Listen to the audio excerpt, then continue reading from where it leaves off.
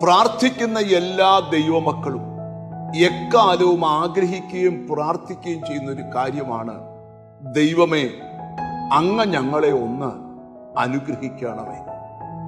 വർഷങ്ങളായി അനുഗ്രഹിക്കപ്പെടാൻ കൊതിച്ചിട്ടും അനുഗ്രഹിക്കപ്പെടുവാൻ കഴിയാതെ ജീവിതം ഇരുണ്ടുപോയ ചിലരോടൊക്കെ ദൈവം സംസാരിക്കുക, ഈ നാളുകളിൽ തന്നെ നിങ്ങൾ അനുഗ്രഹിക്കപ്പെടും.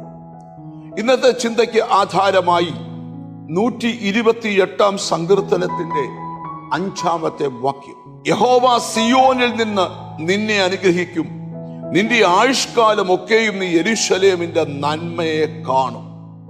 സങ്കീർത്തനക്കാരൻ പറയുക, യഹോവ സിയോനിൽ നിന്ന് നിന്നെ അനുഗ്രഹിക്കും. വർഷങ്ങളായിട്ട് എവിടെ നിന്നൊരു അനുഗ്രഹം വരും എന്ന് ഒരു ചോദ്യചിഹ്നവുമായി ജീവിക്കുന്ന ആൾക്കാരുണ്ട്. എൻ്റെ കഷ്ടകാലം എന്ന് മാറും, എൻ്റെ ഗതികേട് എന്ന് മാറും. പ്രാർത്ഥിക്കാൻ ആഗ്രഹമുണ്ട്, പക്ഷേ പ്രാർത്ഥിക്കാൻ പറ്റുന്നില്ല. വിശുദ്ധിയിൽ ജീവിക്കാൻ ആഗ്രഹമുണ്ട്, വിശുദ്ധരായി ജീവിക്കാൻ പറ്റുന്നില്ല. എന്നും ബൈബിൾ വായിക്കാൻ ആഗ്രഹമുണ്ട്, പക്ഷെ പറ്റുന്നില്ല. ഇന്നലകളിലെ മടുപ്പുകളും പരാജയങ്ങളും ഒക്കെ മാറ്റിയിട്ട് നിന്നെ അനുഗ്രഹിക്കാൻ ഒരാൾ തയ്യാറാണ്.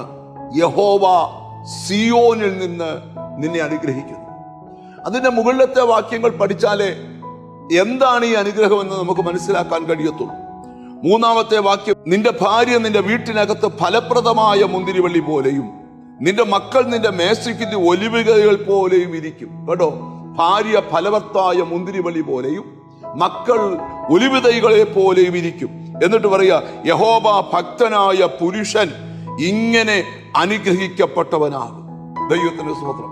എന്നിട്ടാണ് പറയുന്നത്, യഹോവ സിയോനിൽ നിന്ന് നിന്നെ അനുഗ്രഹിക്കും എന്ന് പറഞ്ഞാൽ നിന്റെ ഭാര്യയെയും നിന്റെ തലമുറകളെയും ഒക്കെ ദൈവം അനുഗ്രഹിക്കും. ഈ വാക്യത്തിൽ നിന്ന് മനസ്സിലാക്കുന്ന ഒരു സന്ദേശം ഈ ദിവസങ്ങളിൽ കുടുംബമായി, ഹല്ലേലൂയ, യഹോവ ഭക്തനായ പുരുഷൻ ഇങ്ങനെ അനുഗ്രഹിക്കപ്പെട്ടവനാകും എന്ന് സ്തോത്രം വെളിപ്പെടുത്തിയിരിക്കുന്ന ഭാഗത്ത് നമുക്ക് ഒരു ആമീൻ പറയണം.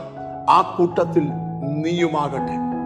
നീയും നിന്റെ ഭാര്യയും നിന്റെ കുഞ്ഞുങ്ങളും അടങ്ങുന്ന ആ കുടുംബം, അവരോട് ദൈവത്തിന്റെ ആ സന്ദേശമാണ്, യഹോവ സിയോനിൽ നിന്ന് നിന്നെ അനുഗ്രഹിക്കാൻ പോകും.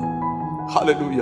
നമുക്കൊന്നിച്ച് വിശ്വസിക്കാൻ, കർത്താവേ ആ അനുഗ്രഹം എൻ്റെ ശിരസിന്മേൽ ഒന്ന് വരണമേ. എന്നിട്ട് നിന്റെ ആയുഷ്കാലം ഒക്കെയും നീ യെരൂശലേമിന്റെ നന്മ കാണും. നീ മരിക്കുന്നിടം വരെ, നിനക്ക് ഈ ഭൂമിയിലിട്ട് ആയുസ് തികയ്ക്കുന്നിടം വരെ നീ ദൈവത്തിന്റെ നന്മകൾ കാണും.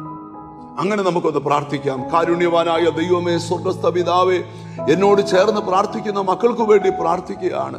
കർത്താവേ, ഒന്ന് അനുഗ്രഹിക്കപ്പെടാൻ കൊതിച്ചിരിക്കുന്നവരെ യഹോവയെ ഒന്ന് അനുഗ്രഹിക്കണമേ. കർത്താവേ, ആയുഷ്കാലമൊക്കെയും ദൈവത്തിന്റെ നന്മ കണ്ട് ജീവിപ്പാൻ നിന്റെ മക്കൾക്ക് കൃപ ചെയ്യണം. എന്നോട് ചേർന്ന് പ്രാർത്ഥിക്കുന്ന മക്കളെ നിന്റെ നാമം ചൊല്ലി പിതാവിന്റെയും പുത്രന്റെയും പരിശുദ്ധാത്മാവിന്റെ നാമത്തിൽ അനുഗ്രഹിച്ച് പ്രാർത്ഥിക്കുന്നു. അവർ അനുഗ്രഹിക്കപ്പെടട്ടെ, യേശു ക്രിസ്തുവിൻ നാമത്തിൽ തന്നെ. ആമേൻ.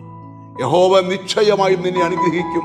അങ്ങനെ വിശ്വസിക്കാം, അങ്ങനെ പ്രാർത്ഥിക്കാം. God bless you.